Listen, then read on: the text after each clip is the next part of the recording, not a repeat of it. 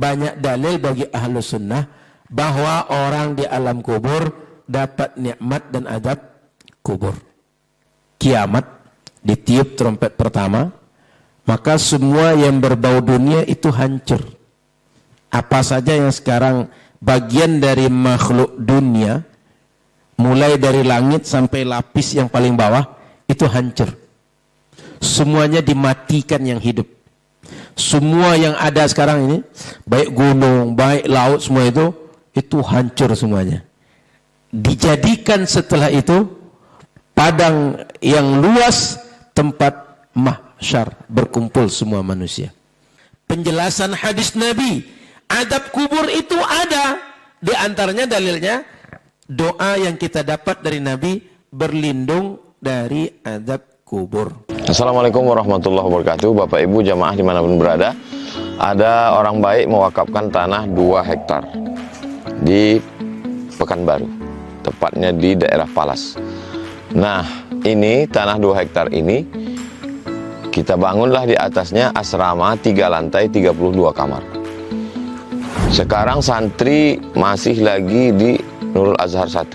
Kita berharap supaya asrama ini selesai bulan Juli tahun ajaran baru 2025, bisalah santri pindah kemari. Dengan santri yang baru nanti bisa belajar nyaman. 3 tahun pertama mereka ngapal Quran, tahun keempatnya mereka baca kitab metode manhaji, tahun kelima prakteknya, tahun 6 life skill. Setelah itu mereka akan bisa membaca kitab, hafal Quran, punya kemampuan belajar. Mereka yang akan melanjutkan tongkat dakwah, tongkat estafet dakwah di Nusantara. Kalau kita bukan penghafal Quran, kita ingin dapat pahala mengalir sampai hari kiamat, mari kita support, kirimkan 2-3 sak semen, batu bata, kerikil. Hadiahkan pahalanya untuk almarhumah ibu, almarhum ayah kita dapat. Rezeki kita berkah, anak-anak kita soleh solihah, keluarga kita sakinah mawaddah warahmah, dan pahalanya pun mengalir untuk mereka. Kalau kita tak mampu menyelesaikan bangunan ini semua, jangan putus asa, kita bersama-sama insya Allah kita bisa. Mari kita salurkan donasi melalui Bank Syariah Indonesia. Nomornya 147, 6-nya 7 kali. 6666666. Bank Rio Kepri Syariah 82011, 6-nya 5 kali. 66666. Atas nama Yayasan Tabung Wakaf Umat. Jangan lupa kode transfernya 0101. Di akhir nominal transfer, misalnya 100.000, 1000001. Konfirmasi transfernya ke WA. WA-nya 0852 8024 6060. Jangan lupa telepon hubungi 0852 6541 6060. Kalau ke Pekanbaru, jumpa Ustaz Somad, datang kemari. Silaturahim tengok tanah ini. Mudah-mudahan berkah. Ma'akal tafa'afnaita, makanan, duit yang dibelikan ke makanan busuk. Wa malabis tafa'ablaita, dibelikan ke pakaian lapuk. Wa mata soddakta, yang dikirimkan kemari, inilah yang akan kekal abadi. Rumah kita habis dibagi ahli waris. Ini insya Allah kekal abadi sampai hari kiamat. Berkah selalu. Assalamualaikum warahmatullahi wabarakatuh. Assalamualaikum warahmatullahi wabarakatuh. Bismillahirrahmanirrahim. Alhamdulillahirabbil alamin. Allahumma salli ala sayyidina Muhammadin.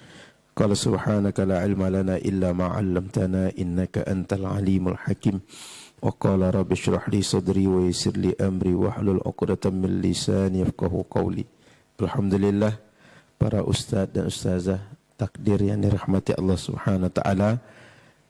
Pagi ini kita berjumpa kembali melanjutkan perjumpaan kita setiap bulan di halaqah khusus takdir yang kita laksanakan di pesantren Nurul Azhar. Mudah-mudahan kita istiqamah dan setiap pertemuan melahirkan kebaikan-kebaikan dan keberkahan insyaallah. Baik para ustadz dan ustazah, pagi ini kita sudah sampai pada Al-Faslus Sadis fil Yaumil Akhir, halaman 71 dari kitab Jala'ul Afham, bab yang ke-6 tentang hari akhir. InsyaAllah akan kita bahas perjalanan hidup manusia setelah mereka meninggalkan dunia ini. Silakan yang bawa buku di halaman 71. Qala an-Nazimu rahimahullah, berkata Imam As-Sayyid Ahmad Al-Marzuki, pengarang kitab Aqidatul Awam, yang sampai sekarang sudah hampir 200-an tahun lebih kurang kitab ini dikarang. Kita terus membaca dan setiap membaca didoakan pengarangnya. Artinya sangat banyak orang doakan beliau sejak kitab ini muncul ke masyarakat sampai hari ini. Mudah-mudahan kita kalau meninggal nanti banyak juga yang mendoakan kita. Imanuna biyaumin akhirin wajib wa kullu ma kana bihi minal ajab. Kita beriman dengan berbagai hal yang menjadi rentetan perjalanan hari akhir itu wajib. Dan segala sesuatu yang bersifat gaib karena dia tidak bisa diindra, juga mungkin nalar kita tak sampai, itu juga wajib kita imani. Wa kullu ma kana bihi minal ajab. Ajab itu hal-hal yang membuat kita kaget, membuat kita merasa terperangah mengetahui informasinya. Makanya begitu kita melihat sesuatu yang mengagumkan, kita sebut takjub. Takjub saya dengan dia, takjub saya dengan kondisi. Jadi pembahasan kita iman dengan hari akhir dan berbagai hal yang terkait dengan yang gaib dalam perkara akidah. Saya review sedikit para ustadz dan ustazah. Secara garis besar, kajian dalam akidah Ahlussunnah wal Jamaah itu 3 bab besarnya. 1, ilahiyat, mengkaji tentang ketuhanan Allah, sifat Allah, asma Allah, af'alullah dan terus lain-lainnya. Yang kedua, an-nubuwat, mengkaji tentang nabi, nama nabi, sifat nabi, tugas nabi dan hal-hal terkait dengan nabi.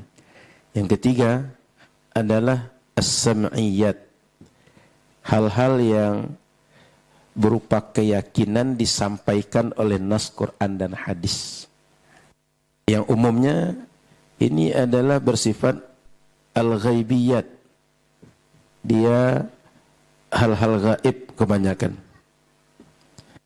Nah, sekarang kita masuk pada bab itu, mulai dari pembahasan tentang nanti ada masalah al-barzakh, kemudian pertanyaan malaikat di dalam kubur, nikmat dan azab kubur dan seterusnya. Jadi secara garis besar pengkajian akidah Ahlussunnah itu 3 bab itu. Ilahiyat, nubuwat, sam'iyat. Sam'iyat hal-hal gaib. Disebut sam'iyat karena sumber kita dari pendengaran saja. Dengar dari mana? Dari berita. Berita yang mana? Yang valid. Apa yang valid itu? Quran dan hadis. Tidak sampai nalar kita ke situ. Tidak sampai indera kita untuk menyaksikan semua hal itu. Maka sumbernya satu saja, yaitu mendengar informasi yang valid dari Allah dan orang yang diberitahu oleh Allah. Maka disebut sam'iyat karena sumbernya sama saja, dengar saja. Dengar apa? Riwayat. Dari mana? Dari Allah dan orang yang diberitahu oleh Allah. Maka disebut dengan sam'iyat. Yajibu ala kulli mukallaf. Penjelasan dari bait tadi, yajibu ala kulli mukallaf, wajib bagi setiap orang yang mukallaf. Apa dia? Ayyusaddiqa bil yaumil akhir, membenarkan bahwa nanti akan terjadi yang namanya hari akhir. Disebut hari akhir karena setelah itu tak ada malam. Kalau hari ini nanti ada malam, esok ada malam. Tapi ketika kiamat sudah terjadi, itu hari akhir. Kenapa? Setelah itu tak ada malam. Matahari tak akan lagi berulang terbit dari timur seperti sekarang. Maka disebut dengan hari akhir, setelah itu tak ada lagi malam. Makanya disebut hari akhir oleh Quran, oleh hadis. Qala Allah Ta'ala, Allah berfirman, walakinnal birra man amana billahi wal yaumil akhir. Disebut dengan al-bir, disebut dengan kebajikan yang sesungguhnya dalam pandangan syariat adalah bila orang beriman kepada Allah dan iman dengan hari akhir. Orang kalau iman dengan Allah dan iman dengan hari akhir, yakin dengan Allah, yakin terjadi hari akhir, perbuatannya akan lurus. Perbuatannya akan benar. Kenapa? Dia yakin setiap yang dia buat nanti akan ditagih pertanggungjawaban. Supaya tidak susah nanti, supaya tidak malu nanti, supaya tidak diazab nanti, dari sekarang dia lurus-lurus. Baik-baik yang dilakukannya, benar yang dilakukannya. Makanya dalam sebagian hadis disebutkan siapa saja orang beriman kepada Allah, beriman dengan hari akhir, lalu disebutkan selanjutnya substansi hadis. Contoh, siapa saja beriman pada Allah dan hari akhir, falyakul khairan aw liyasmut. Hendaklah dia bicara yang baik-baik atau dia diam. Kenapa? Kalau bicara yang baik, dihisab pun tenang, aman. Kalau diam, tak ada hisab. Sebab apa? Tak ada perbuatan kita.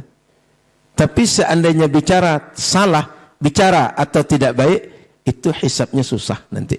Apalagi terkait dengan orang. Kalau terkait dengan orang, mesti ridho, mesti dimaafkan, direlakan oleh orang yang terkait dengan ucapan kita. Maka orang kalau iman dengan Allah, iman dengan hari akhir, biasanya terkendali.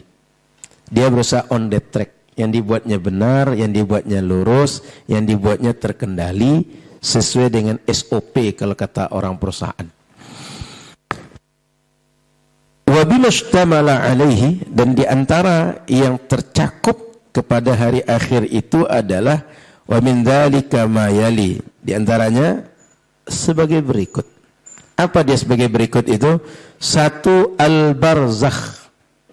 Sebuah kondisi antara perjalanan dunia dan perjalanan akhirat.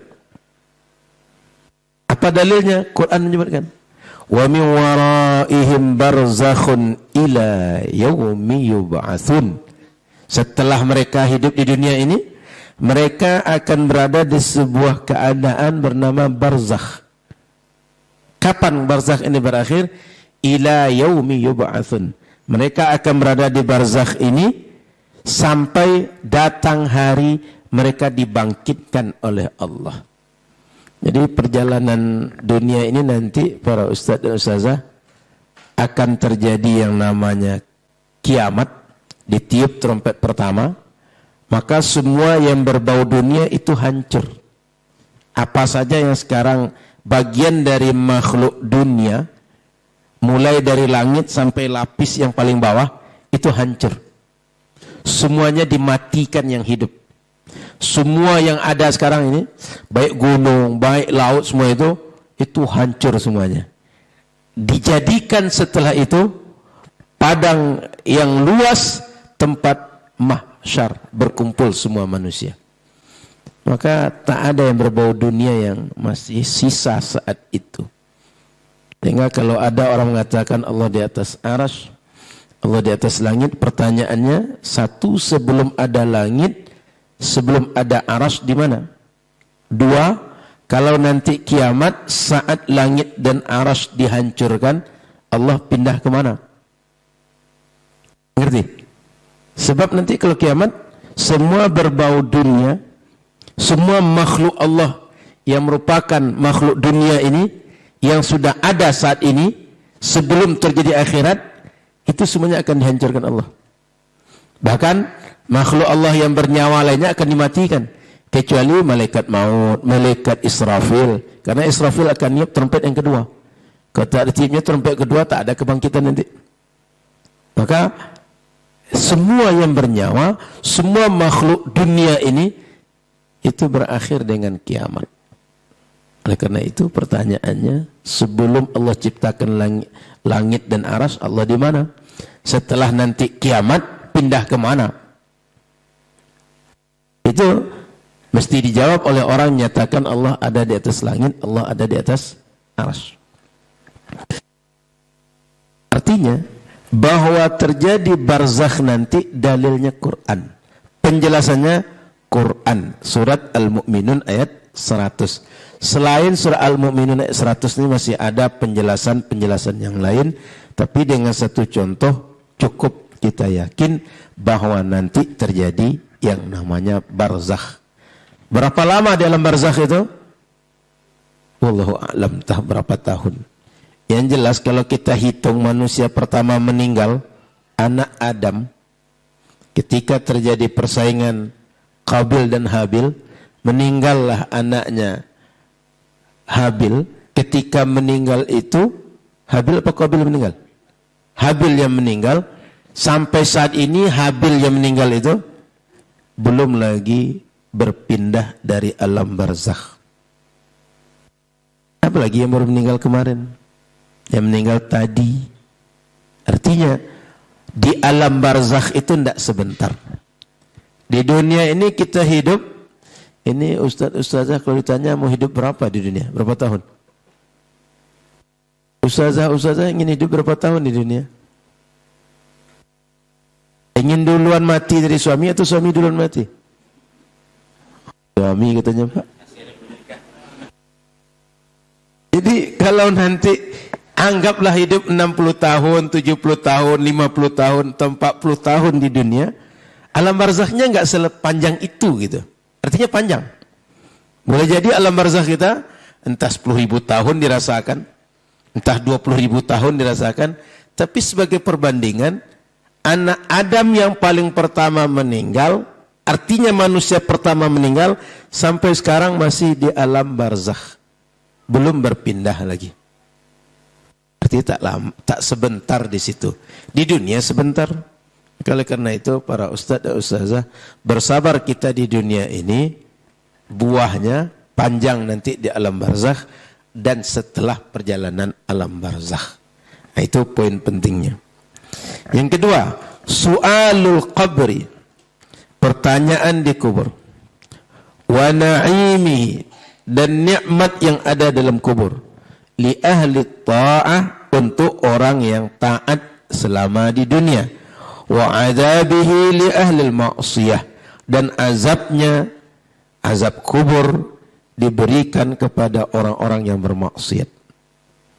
Wa mimma yadullu ala adzabil qabri li ahli ma'siyah, dan di antara dalil yadullu yang menunjukkan ala adzabil qabri, bahwa akan diberikan adab kubur li ahli maksiyah, orang-orang yang berbuat maksiat.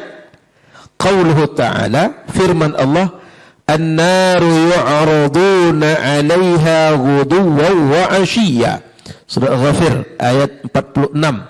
An-nar, panasnya api neraka itu, yu'raduna, sudah dirasakan kepada mereka pagi dan sore. Wa yauma taqumus sa'ah, dan saat nanti kiamat terjadi, adkhilu ala fir'auna asyaddal azab. Allah katakan, masukkan Fir'aun dan semua keluarga Fir'aun dan pengikut Fir'aun kepada azab yang pedih, azab yang menakutkan, azab yang menyiksa. Jadi poinnya, an-naru yu'raduna 'alaiha ghuduwwan wa 'ashiyya. Panasnya api neraka jahanam itu dirasakan kepada mereka, disodorkan kepada mereka setiap pagi dan sore tiap hari, sampai nanti terjadi yub'atsun, mereka dibangkitkan oleh Allah. Maka ustaz dan ustazah, bahwa orang yang maksiat merasakan adab kubur, dalilnya Quran juga. Itu surat Ghafir ayat 46. Di dalam kitab Irsyadul Ibad, itu sahabat Abdurrahman Utsman bin Affan itu pernah ketika di dekat kuburan itu nangis sesenggukan, sampai basah cambang, sampai basah jenggot kumis beliau oleh air mata, sesenggukan. Datang sahabat lain nanya, ada apa nih Utsman, kok nangis macam itu? Ketika kita duduk bermajlis dengan Rasul, tidak macam ini nangis, tapi ini kok nangis sesenggukan, banyak kali air mata.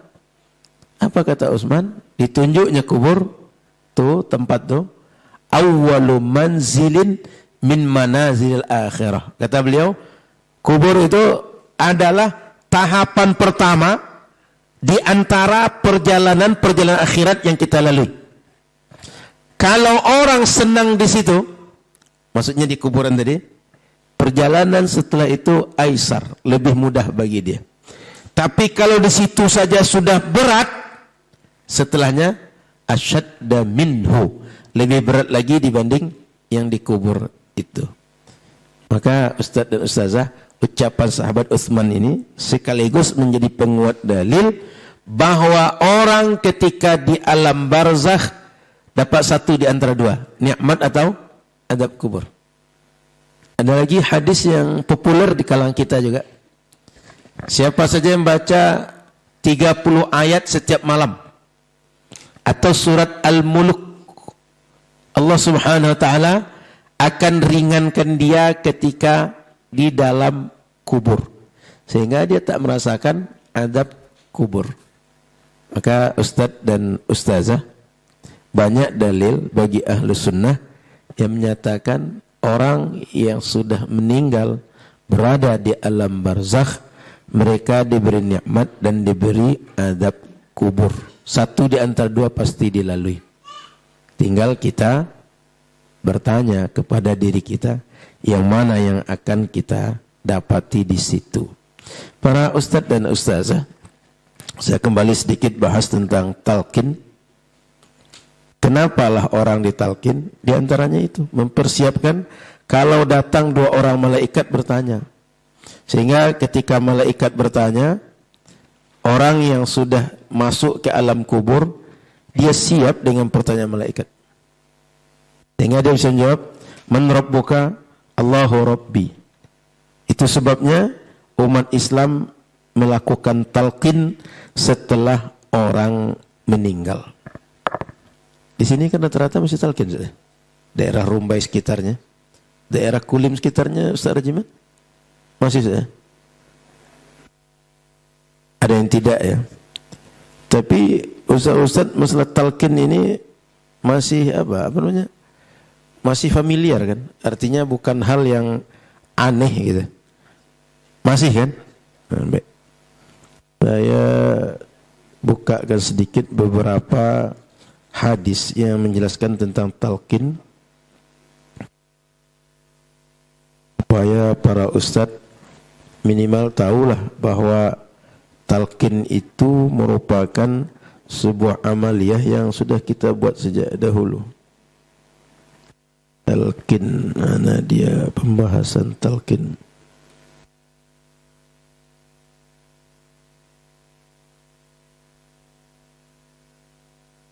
Yang jelas para ulama kita sejak dahulu, talqin itu adalah amalan yang turun-temurun, bukan amalan yang baru muncul. Tapi amalan turun-temurun maknanya dari era Rasulullah sallallahu alaihi wasallam sampai hari ini itu dibuat oleh ulama, oleh umat di berbagai peradaban Islam sejak dulu. Di antara dalilnya, saya pernah juga membacakan di sini. Ada sebuah hadis yang dikeluarkan oleh Imam At-Tabarani dalam kitab Al-Mu'jam Al-Kabir. Kata beliau, wa bihi ilaikal haddatsana Abu Uqail Anas bin Salam Al-Khawlani, haddatsana Muhammad bin Ibrahim bin Al-Ala Al-Himsi, haddatsana Ismail bin Ayyash, haddatsana Abdullah bin Muhammad Al-Qurashi, an Yahya bin Abi Kathir, an Sa'id bin Abdullah Al-Audi qala syahidtu Aba Umamah wa huwa fi an-naza'il akhir qala idza ana mittu fasna'u bi kama amarana Rasulullah sallallahu alaihi wasallam. Jadi kata seorang tabi'in, aku menyaksikan Abu Umamah ini sahabat Nabi, saat dia akan ditarik rohnya, sudah kondisi-kondisi di ujung sebelum dia meninggal, apa kata dia? Idza ana mit, kalau nanti aku sudah meninggal, fasna'u bi, kalian tolong buat kepadaku kama amarana Rasulullah sallallahu alaihi wasallam an nasna'a bimautana, sebagaimana Rasul membuat kepada orang-orang yang meninggal di antara kita. Apa dia? Amarana Rasulullah sallallahu alaihi wasallam faqal, Rasul menyuruh kami waktu itu, maka beliau sebutkan Kata Rasul, "Idza mata ahadun min ikhwanikum fasawaitumut turaba ala qabrih." Kalau meninggal siapapun di antara kalian, lalu kubur pusara itu sudah ditutup, sudah kalian tutup, sudah penghabisan, sudah katakan pusara itu akan ditinggalkan lagi, falyakum ahadukum ala ra'si qabrih. Berdirilah satu di antara kalian di bagian kepala orang yang sudah dikubur tadi. Lalu summa liyaqul, kemudian dia katakan kepada yang dikubur, ya fulan ibna fulanah, fulan anak dari fulanah, fa innahu yastawi qa'ida, maka roh daripada yang meninggal tadi akan duduk dalam lahat dia. Summa yaqul, lanjutkanlah, ya fulan bin fulanah, sampaikan kepada roh yang sudah duduk tadi, hei fulan bin fulanah, fa innahu yaqul, kalaulah terdengar oleh kita, dia menjawab saat itu, arsyidna yarhamukallah, beri petunjuk kami, semoga Allah rahmati engkau. Kepada siapa? Orang yang duduk di bagian kepala. Walakin la tash'urun, cuma kan kalian semua tak tahu bahwa yang di dalam kubur dia dengar, dia duduk rohnya dan bicara kepada orang yang mentalqin. Falyaqul, lalu lanjutkanlah, sampaikan kepada yang sudah dikuburkan tadi, uzkur ma kharajta alaihi minad dunya syahadata an la ilaha illallah wa anna muhammadan abduhu wa rasuluh. Sebutkan nanti kalau malaikat bertanya, engkau meninggal dengan bersyahadat asyhadu an la ilaha illallah dan Muhammad adalah hamba Allah dan Rasulnya. Sampaikan bahwa hidupmu dan matimu dalam keadaan berpegang dengan syahadat asyhadu an la ilaha illallah dan wa asyhadu anna Muhammad Rasulullah. Wa annaka radhita billahi rabba, dan engkau ridha Allah Tuhan engkau, wa bil islami dina, Islam agama, wa bi Muhammadin nabiyya, dan Nabi Muhammad sebagai nabi, wa bil Qur'ani imama, dan Quran sebagai imam. Fa inna munkaran wa nakiran ya'khudhu kulla wahidin minhuma biyadi sahibih. Karena munkar nakir setiap orang itu akan didatangi dan ditanya. Apa kata dia? Wa yaqul intaliq bina ma yaq'uduna inda man luqina hajjatah.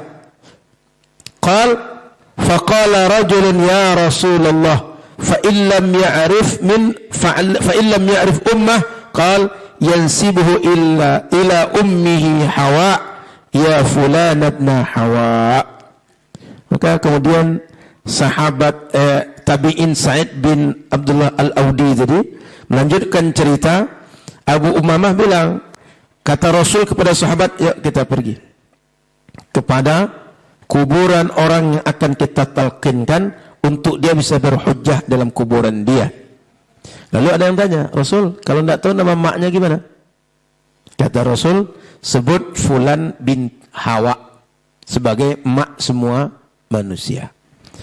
Jadi hadis ini dinukilkan oleh para ulama hadis, dan Imam Al-Aini mengatakan isnaduhu sahih, sanadnya sahih. Jadi para ustaz dan ustazah, ada hadis menjelaskan tentang talqin itu.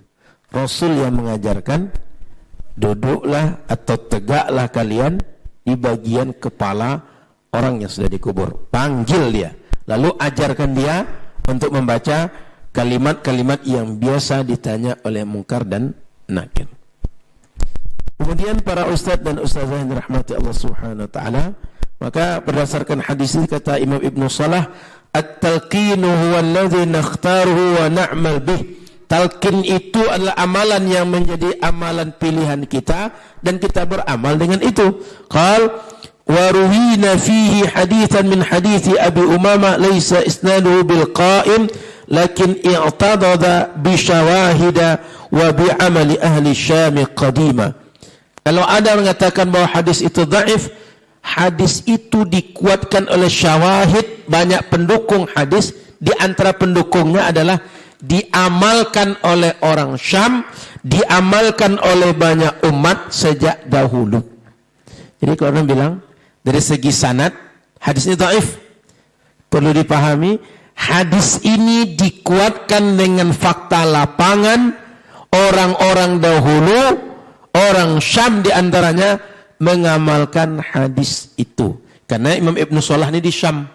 Artinya dia bicara, orang kampung kami, orang kota kami, orang negeri kami, sejak dahulu, belum lahir saya, sudah diamalkan. Secara nalar, kalau amal itu salah, nggak mungkin ulama dahulu diam. Kalau ulama diam berarti mendiamkan kesalahan berkembang di masyarakat. Itu artinya ulama tidak amanah dengan ilmu. Tapi dengan dibiarkan, berarti amal ini direstui oleh orang yang tahu. Maka amal ini ada dasarnya. Meskipun sampai ke kitanya, sanadnya dhaif. Ngerti Ustaz dan Ustazah?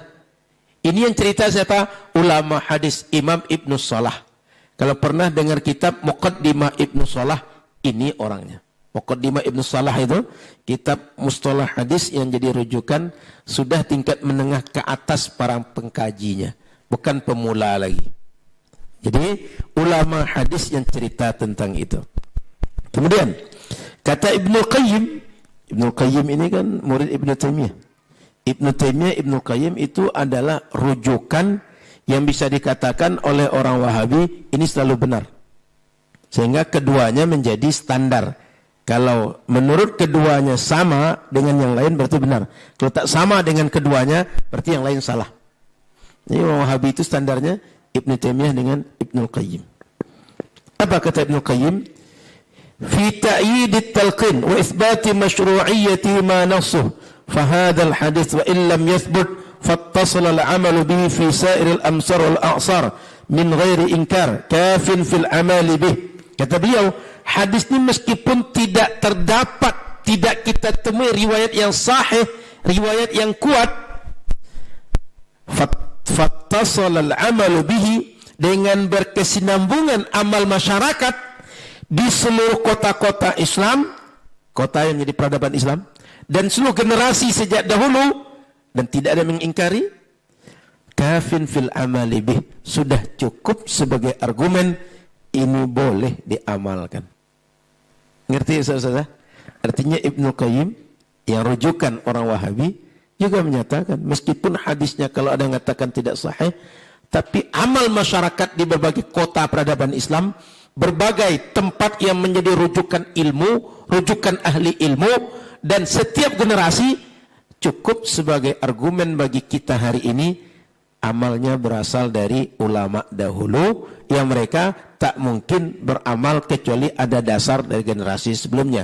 Di antaranya kita baca tadi hadis sahabat Abu Umamah Al-Bahili. Jadi itu di antaranya Ustadz dan Ustazah, mana tahu nanti diserang orang pendapat itu hadisnya dhaif. Itu penjelasan ulama. Yang kedua, ada hadis penguat. Bukan kasus ini lagi, tapi hadis yang lain. Lakinu mautakum la ilaha illallah. Talqinkan orang yang sudah meninggal di antara kalian dengan kalimat la ilaha illallah. Jadi minimal dua hadis itu Ustaz dan Ustazah yang menjadi dasar bagi kita talqin sebagai amal masyarakat ahli sunnah wal jamaah. Sehingga Ustaz Ustazah, kalau nanti ada orang meninggal, sebaiknya kita talqin. Minimal keluarga kita meninggal, kita talqin. Sebagai tanda sayang, ketika malaikat akan datang bertanya, dia sudah diingatkan dengan pertanyaan yang akan ditanya. Karena mayat itu ketika dia meninggal, yang terjadi Ustaz dan Ustazah, saking beratnya kondisi sakaratul maut, itu macam kita sedang kondisi tenang, tiba-tiba terjadi hal mengagetkan. Apa yang terjadi? Semuanya bisa lupa. Contoh kayak saya di Lombok dulu, 2018 kalau salah, gempa yang besar di Lombok. Waktu saya mandi di toilet kamar mandi masjid, itu saya dan ada orang Lombok Tengah, beda ruang kamar mandi. Begitu bergoncang sedikit, dia langsung lari hanya pakai anduk. Saya karena tidak merasakan gempa besar yang menakutkan orang Lombok, saya tenang aja. Selesaikan, dah selesai saya keluar. Rupanya bukan hanya dia, Hampir semua orang yang ada di sekitar itu sudah keluar pontang-panting mencari tempat yang tak ada sesuatu di atasnya. Artinya kalau terjadi gempa, jatuh, apakah atap, jatuh kayu segala macam, dia tak tertimpa. Orang mencari jalan, mencari sawah. Kebanyakan orang itu di sawah. Kenapa? Takut kalau terjadi gempa. Trauma dia. Ada sesuatu yang ditakutkan. Maka orang yang baru meninggal sebab sakaratul maut, ini pikiran dia yang ada di hati dia, yang diingatan dia, itu boleh jadi semuanya lupa saking beratnya kondisi sakaratul maut. Dengan ditalqin, dikembalikan, diingatkan kembali, ini yang mesti dijawab kalau ditanya oleh malaikat mungkar dan nakir. Itu gunanya talqin itu. Di samping ada hadis yang menjelaskan tentang talqin kepada orang yang sudah meninggal. Baik. Kita lanjutkan Ustaz di halaman 72. Waqad waradat ahaditsu katsirah bi anna an-nabiy sallallahu alaihi wasallam ista'adha min adzabil qabr. Dan banyak hadis yang menjelaskan Nabi berlindung dari adab kubur. Di antaranya doa yang Bapak Ustaz dan Ustazah sering dengar, Allahumma inni a'udzubika min fitnatil mahya wal mamat wa a'udzubika min syarri fitnatil masiihid dajjal. Kemudian wa min fitnatil qabri wa min azabil qabri. Itu sering redaksi seperti itu kita dengar. Ini menunjukkan bahwa di dalam kubur ada fitnah. Dalam kubur ada ujian berat. Apa ujiannya? Nikmat atau azab.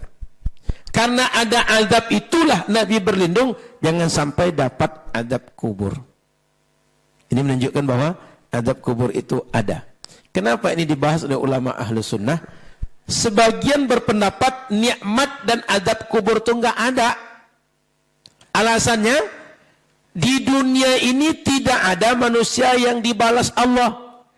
Di akhirat baru dibalas. Kapan dibalas? Setelah dihisab. Paham? Nalarnya? Orang akan dibalas dengan yang baik atau tidak baik nanti di akhirat. Setelah dihisab. Dikubur di alam barzakh berarti belum dihisab. Kok bisa ada orang sudah dapat nikmat atau sudah dapat adab kubur? Ngerti? Maka kalau kita bawakan ke nalar kita, nggak masuk dia. Sebab nggak tahu kita bagaimana realita. Tapi berdasarkan penjelasan ayat Quran, penjelasan hadis Nabi, adab kubur itu ada.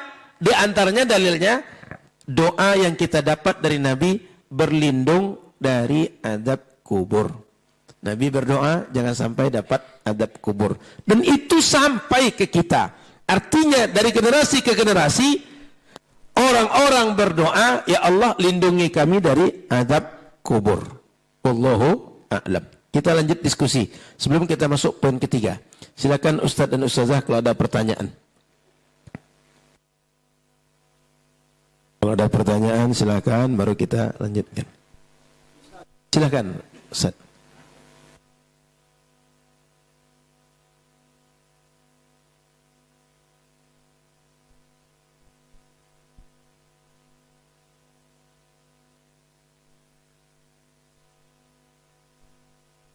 Baik, para Ustaz dan Ustazah, orang yang sudah meninggal itu arwahnya bisa datang terus ke rumah dan bisa datang ke tempat lain. Kenapa disebutkan setiap malam Jumat? Sebab biasanya kita ini beramal lebih banyak di malam Jumat. Bukan karena malam Jumat dia datang lalu kita beramal. Ngerti? Bagi umat Islam, Jumat itu kan hari rayanya beramal. Maka malam Jumat dan hari Jumat kita banyak beramal. Sebab kita banyak beramal sampai ke mereka, terasa oleh mereka, mereka tengoklah anak keturunan mereka, siapa sih yang mengirimkan amal ini? Senang mereka. Itu kira-kira Ustaz. Jadi bukan karena hari Jumat kita beramal, atau karena dia datang ke rumah lalu kita beramal malam Jumat. Tidak, tapi karena kita banyak beramal di hari Jumat dan malam Jumat, senanglah arwah mayit itu datang dia ke rumah, Dia tengok siapalah anak yang sekarang baca Quran, siapalah yang menyebabkan rahmat ini datang. Wallahu a'lam. Begitu Ustaz. Baik, silakan ada lagi. Silakan.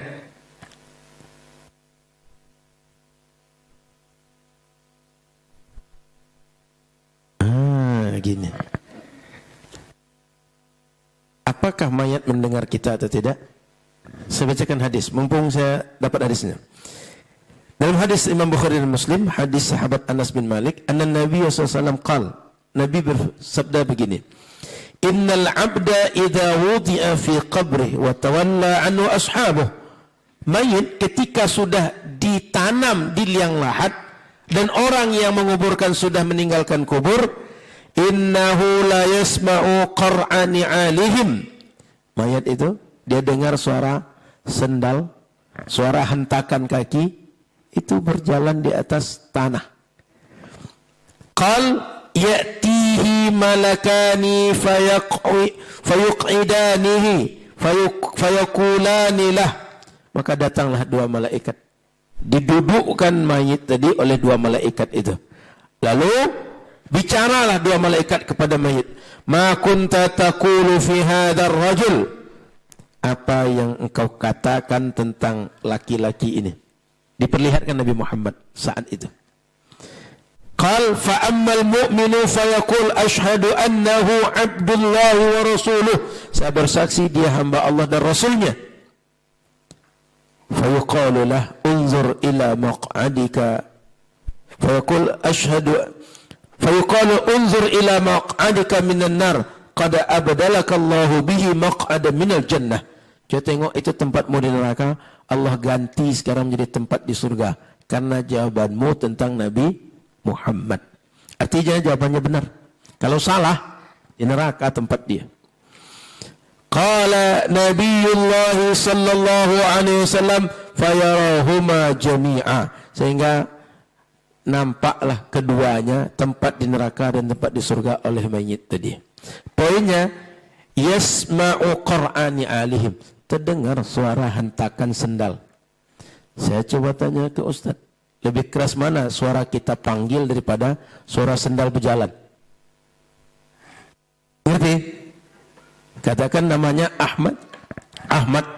Kan ada yang Ahmad kan? Ada Ahmad. Oh, mohon maaf. Katakan namanya Ahmad lah, bukan Ahmad yang ini. Ahmad. Yang satu lagi suara sendal cuma, nyosor sendal. Lebih keras mana kira-kira? Lebih keras panggil. Jika nyosor sendal itu terdengar, mestinya dipanggil tadi lebih terdengar. Gitu Ustaz. Makanya Nabi saat perang Badar dipanggilnya nama-nama pemuka Quraisy itu. Fulan, fulan, fulan. Sudah kalian dapati janji Allah itu nyata, terbukti. Umar protes, Nabi ngapa pula dipanggil lagi? Kan tak terdengar sama dia. Apa kata Nabi pada Umar? Mereka itu dengar Umar. Mereka itu jawab. Cuma sayang kalian tak bisa dengar jawaban mereka. Nah, begitu juga lah Ustaz. Kalau sempat Ustaz talkin dijawabnya. Fulan. Iya katanya. Ada apa? Ustaz tahu nanti kalau dijawabnya kan. Aku dipanggil nih katanya. Kan sudah ditaruh dalam lahat kata dia. Nah, nanti kalau datang malaikat ditanyanya, jawabnya siap kata dia. Awak boleh takut nanti. Jadi terdengar dia Ustaz. Artinya dalil kiasnya, kalaulah suara sendal itu, kan lunak suara sendal itu, terdengar oleh mayat yang sudah ditanam di liang lahat, apalagi suara manusia, panggil namanya, ajarkan, raditu billahi rabba, wa bil islami dina, wa bi Muhammadin nabiyya, Al-Qur'anu imama, dan seterusnya, itu akan lebih terdengar dibanding suara sendal. Gitu Ustaz. Kalau di dunia ini tidak terdengar, bukan tak terdengar Ustaz. Telinganya bukan peka, tapi dia tidak mau mendengar kita. Dipekak-pekakkannya telinganya. Gitu Ustaz. Silakan.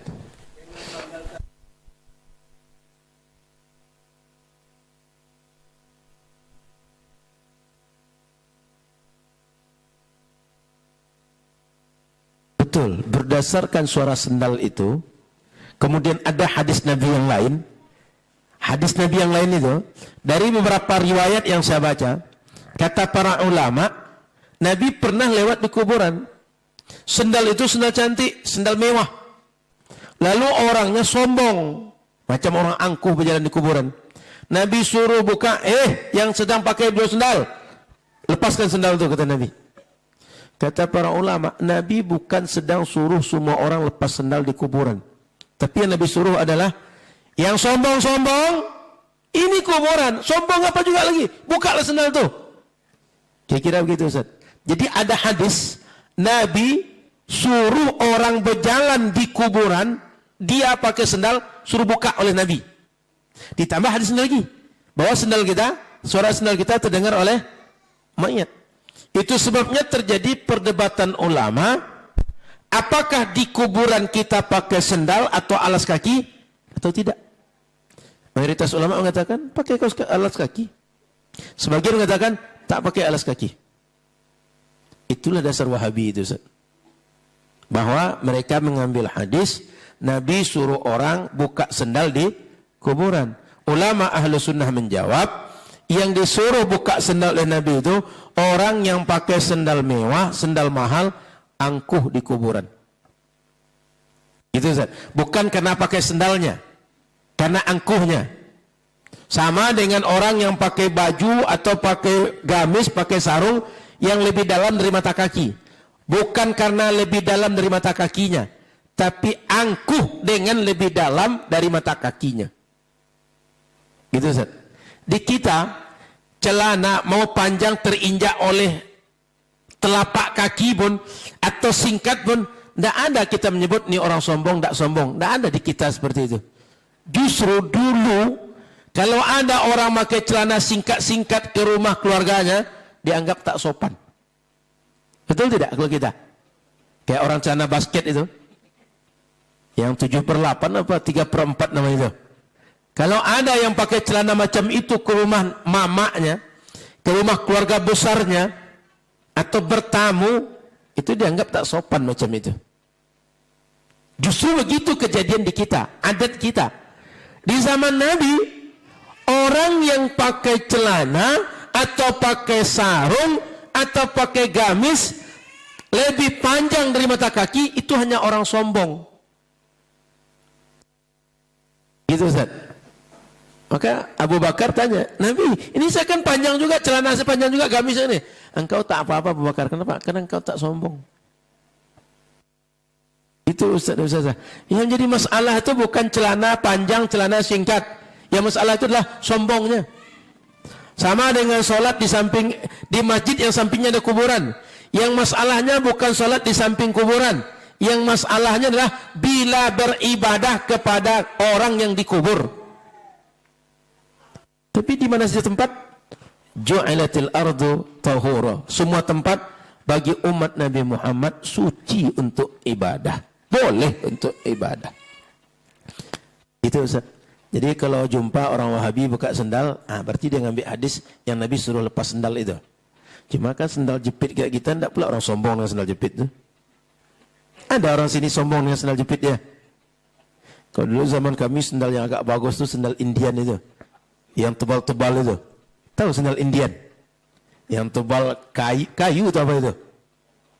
Iya, tapi bahannya kayu atau apa itu? Agak tebal dia.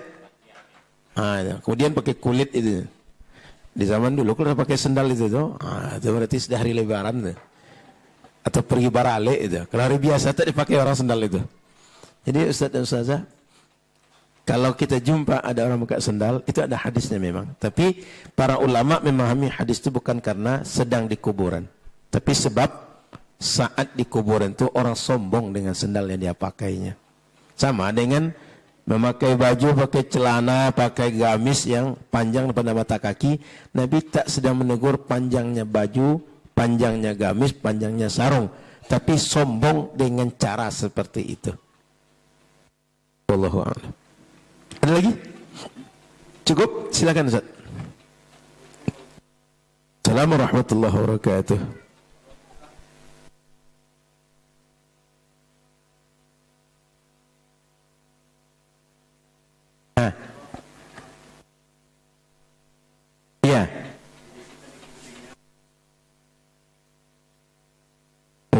Jadi Ustaz dan Ustazah, kata para ulama, laqinu mautakum la ilaha illallah, itu secara hakikat atau makna redaksional itu justru yang ditalkin orang yang sudah meninggal. Sehingga kalau berdasarkan makna redaksional orang yang sudah meninggal dia bisa ditalkin, yang masih hidup lebih bisa ditalkin. Kenapa? Yang hidup masih connect dengan kita. Maka diperluaslah talqin itu bisa dilakukan untuk orang sudah meninggal dan orang yang akan meninggal. Itu Ustaz. Dalilnya laqinu mautakum la ilaha illallah. Begitu Ustaz. Dalilnya sama. Cuma dalil secara makna hakiki redaksional orang sudah mati. Tapi bila kita masukkan makna majaz, orang yang akan mati Ustaz. Begitu Ustaz. Allahu a'lam. Cukup Ustaz? Kemudian tambahan para ustaz dan ustazah, ada dalam hadis, al-muslimu idza su'ila fil qabr, orang muslim kalau ditanya di kubur, yashhadu an la ilaha illallah wa anna Muhammadar Rasulullah. Dia akan bersaksi tiada Tuhan selain Allah dan Muhammad utusan Allah. Fadzalika qauluhu yuthabbitullahu alladhina amanu bil qawli tsabiti fil hayatid dunya wa fil akhirah. Ini adalah sebagai penjabaran, sebagai penjelasan dari firman Allah surat Ibrahim ayat 27, orang-orang beriman akan dikokohkan dalam kehidupan dunia dan akhiratnya. Maksudnya saat ditanya di dalam kubur, dia akan bisa menjawab dengan kalimat asyhadu an la ilaha illallah dan asyhadu anna Muhammad Rasulullah. Maka oleh karena itu para ustadz dan ustazah, kita berusaha di dunia ini istiqamah agar di akhirat nanti, terutama mulai dari perjalanan saat kita di dalam alam barzakh, Allah kuatkan, Allah kokohkan, Allah teguhkan sehingga tetap hidup dan mati kita dengan la ilaha illallah. Sama dengan yang kita baca ketika salat, inna salati wa nusuki wa mahyaya wa mamati lillahi rabbil iyyaka na'budu wa iyyaka nasta'in. Itu ustaz dan ustazah, bahwa nanti pasti bagi ahlu sunnah mendapat nikmat, mendapat adab kubur, itu dalilnya jelas dari Quran dan Sunnah. Ada tambah satu dalil lagi, sudah sempat kita baca juga ada beberapa kali ini. Hadis innahuma la yu'azzamani wa ma yu'azzabani min kabir. Rasul pernah jalan di kuburan di Madinah. Lalu ketika lewat di antara dua kuburan, kata Nabi, keduanya sedang diazab. Dan diazab bukan sebab dosa besar. Apa sebabnya? Bala amma ahaduhuma fakana yas'a bin namimah. Satu di antara dua tadi diazab sebab dia suka adu domba, dosa dia. Wa amma ahaduhuma fakana la yastatiru min baulih. Yang kedua, dia berdosa sebab kalau kencing itu sering tak tuntas. Kotor ke pakaian, kotor ke badan, lalu dibawa sholat sehingga tetap bernajis. Thumma qala akhadha 'udan ratba fakasarahu bitnataini. Diambillah pelepah kurma lalu dibelah dua seperti buat jalur kuning. Thumma gharaza kullu wahidin minhuma 'ala qabr. Kemudian masing-masing ditanamkan ke dua kubur tadi. Thumma qala, setelah itu kata Nabi, la'allahu yukhaffafu anhuma ma lam yabasa. Semoga Allah ringankan azab keduanya selama kedua pelepah kurma ini belum kering. Kalaulah tak ada azab kubur, Nabi tak akan melakukan itu. Tapi dengan adanya azab kubur, Nabi dengar dua mayat tadi sedang diazab dan Nabi lakukan cara bagaimana ringan azab kubur bagi yang keduanya. Wallahu a'lam. Maknanya banyak dalil bagi ahlu sunnah bahwa orang di alam kubur dapat nikmat dan adab kubur. Ngerti nalar ini? Tadi ada ayat Quran, sudah itu ada doa berlindung dari adab kubur, sudah itu ada hadis Nabi bahwa Nabi lewat di kuburan, orang yang dalam kubur sedang diazab, kata Nabi. Berarti penjelasan Nabi sedang diazab itu menunjukkan ada adab kubur. Baik, kita lanjut Ustaz dan Ustazah. Yang ketiga, di halaman 72. Al-ba'tsu minal kubur. Nanti di akhirat, setelah semua kiamat, yang bernyawa sudah mati, semua berbau dunia sudah hancur, maka ditiuplah trompet kedua oleh Israfil. Apa yang terjadi? Bangkit semua manusia untuk dihisab oleh Allah. Qala ta'ala, Allah menjelaskan, "Tsumma innakum yaumal qiyamati tub'atsun." Kalian semuanya manusia yang sudah meninggal nih, yang dulu di dunia hidup kemudian meninggal, akan dibangkitkan saat kiamat terjadi. Surah Al-Mu'minun ayat 16. Kemudian kata Allah, Allahu yabda'ul khalqa tsumma yu'iduh. Dulu Allah yang ciptakan kalian. Jika menciptakan tak ada menjadi ada, bisa Allah menciptakan yang sudah ada, mengembalikan kepada bentuk yang sudah ada itu lebih mudah lagi. Maka Allah ciptakan kalian pertama dari tak ada menjadi ada, lalu setelah kalian mati dikembalikan kalian. Tsumma ilaihi turja'un. Setelah kalian kembalikan, kalian akan dihadapkan dengan Allah untuk dihisab oleh Allah Subhanahu wa taala. Ma khalqukum wala ba'tsukum illa ka nafsin wahidah. Penciptaan kalian dan kalian dibangkitkan oleh Allah itu macam Allah ciptakan satu nyawa, kata Allah. Artinya tak repot menciptakan orang yang sudah meninggal, kembalikan semua jasadnya, kembalikan semua bagian badannya, kembalikan jasmani dan rohaninya, lalu berkumpul di padang mahsyar, dihisab oleh Allah. Itu ringan bagi Allah Subhanahu wa ta'ala, tak berat bagi Allah. Maka Ustaz dan Ustazah semua, nanti di akhirat kita akan dibangkitkan, dikumpulkan, dan saat dikumpulkan itu akan bersiap-siap dihisab oleh Allah Subhanahu wa ta'ala. Jadi tak ada orang yang tidak mati, tak ada orang yang tidak pulang ke akhirat, dan semuanya akan dihisab oleh Allah. Dan sebelum dihisab, kita semua berkumpul di padang mahsyar. Maka Ustaz dan Ustazah, kita mesti yakin, dan kita yakinkan umat ini, setiap orang yang mati, dia pindah ke alam barzakh. Setelah pindah alam barzakh, dia akan dibangkitkan untuk perjalanan akhirat berikutnya. Dan disitulah yang dijelaskan oleh Nabi, matahari dekat di atas kepala, biqadri milin. Dalam sebagian hadis sering kita sebut memahaminya sejengkal di atas kepala. Kan sering kita dengar hadis kan? Sejengkal atas kepala. Sebenarnya bukan sejengkal, untuk menggambarkan dia dekat sekali di atas kepala kita. Maka saat itu manusia akan bercucuran keringat. Ketika cucuran keringat, ada orang yang sampai tenggelam oleh keringatnya sendiri.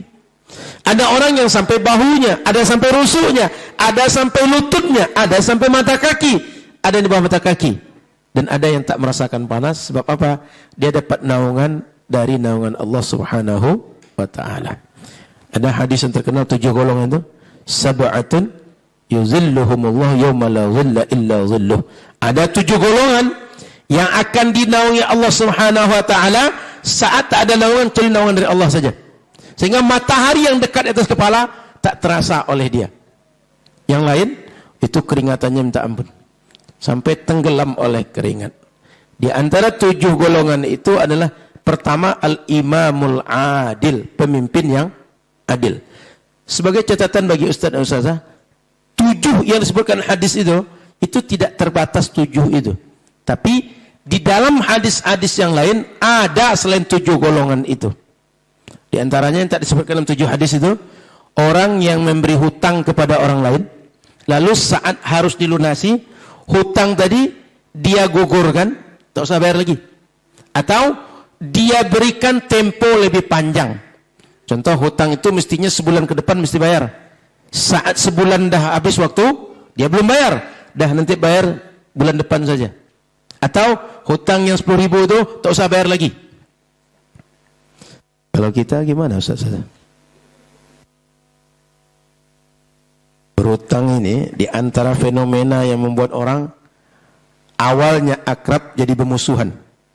Awalnya jujur jadi pendusta. Awalnya kalau berjumpa senyum dengan kita, akhirnya kucing-kucingan. Sehingga jangan-jangan Anggaplah tinggal sekitar sini.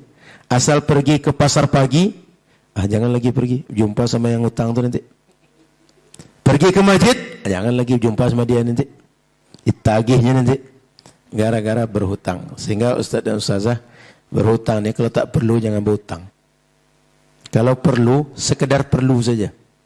Dan niatkan untuk melunasi hutang dan segerakan hutang.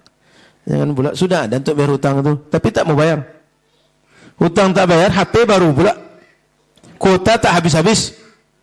Nah, jadi usahakan hutang itu selesai, karena hutang itu tak pernah selesai kecuali dibayar atau dilepaskan, dibebaskan oleh yang punya hutang kepada kita.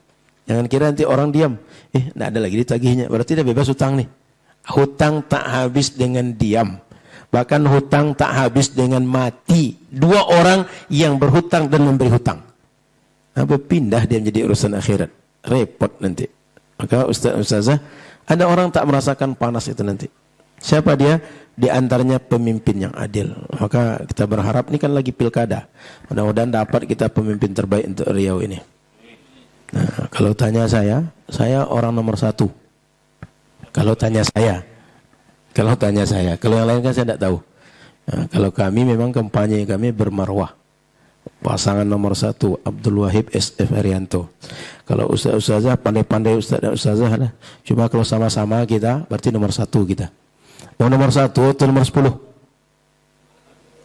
Saya biasanya milih nomor 1 terus. Nomor 1 aja kadang kita tinggal juga, apalagi nomor 10. Ya kan? Nah, maka Ustaz dan Ustazah, di akhirat nanti mudah-mudahan tak terasalah panas oleh kita. Nah, di antara sebab tak terasa panas itu ada 7 golongan, tapi sekali lagi tak terbatas 7 golongannya. Masih banyak golongan yang lain. Mudah-mudahan kita tak merasakan panasnya. Amin ya rabbal alamin. Baik. Yang ketiga tadi tentang manusia dibangkitkan. Sampai di sini saya lanjutkan diskusi. Kalau ada pertanyaan kita diskusi dulu, baru kita lanjutkan. Silakan Ustaz Ustazah kalau ada pertanyaan.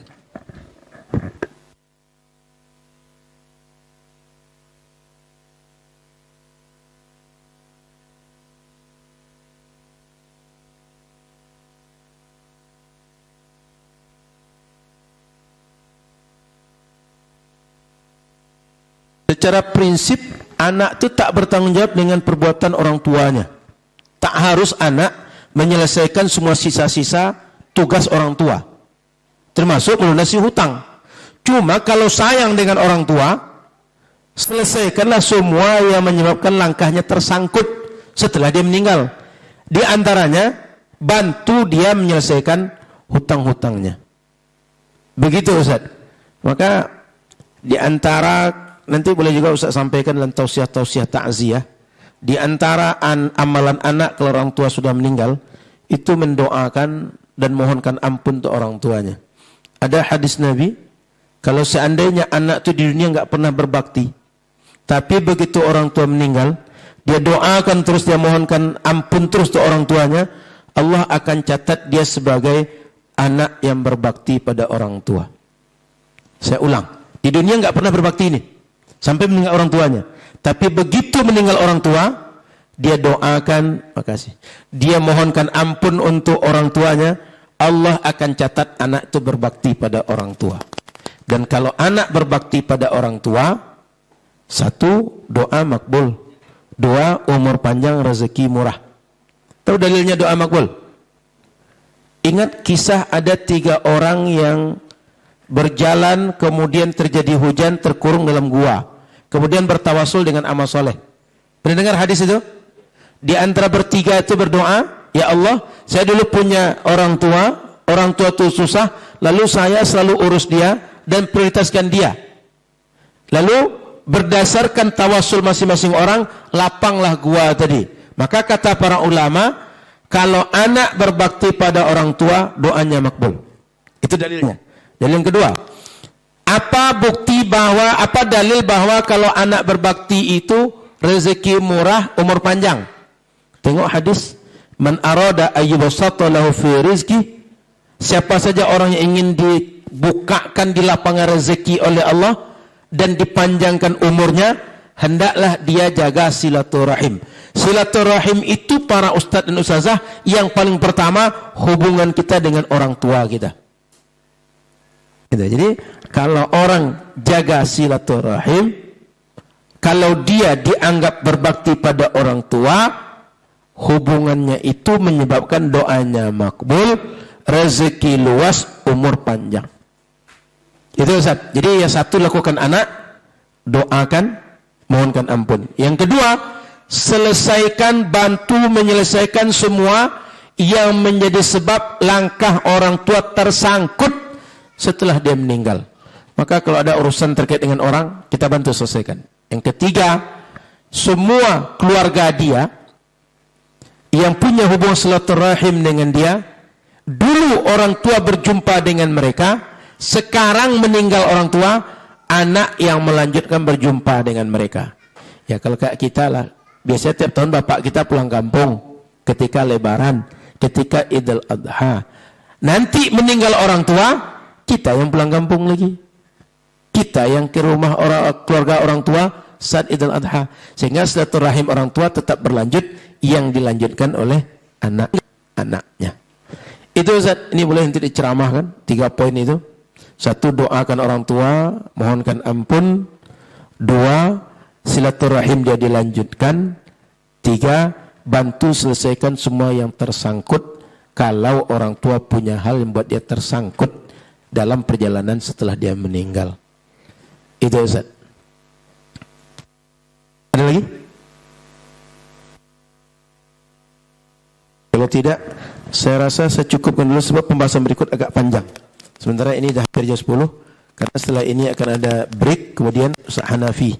Sebab kalau saya lambat selesai, nanti Ustaz Hanafi nanti sedikit pula waktunya. Dan cepat pula Ustaz selesai. InsyaAllah kita lanjutkan di bulan akan datang. Sebagaimana diinformasikan awal, bulan depan dan seterusnya mungkin kita di pekan pertama setiap Sabtu juga. Pekannya berubah, harinya tetap, waktunya tetap. Ya Ustaz? Jam 8, katakan jam 8 sudah standby lah. Hari Sabtu, pekannya dari pekan 4, pekan 3 ya. Biasanya pekan 4 saja. Pekan 4 menjadi pekan 1. Jadi insyaAllah ke depan setiap pekan 1. Itu dari saya. Terima kasih. Mohon maaf salah dan kurang. Subhanakallahumma bihamdika. Asyhadu an la ilaha illa anta astaghfiruka wa atubu ilaika. Assalamualaikum warahmatullahi wabarakatuh.